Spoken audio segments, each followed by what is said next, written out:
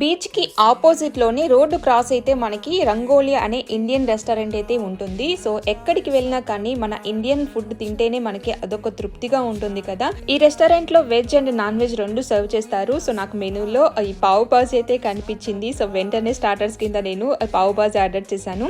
And Monish వాళ్ళేమో chicken tandoori ఏమో order చేశారు.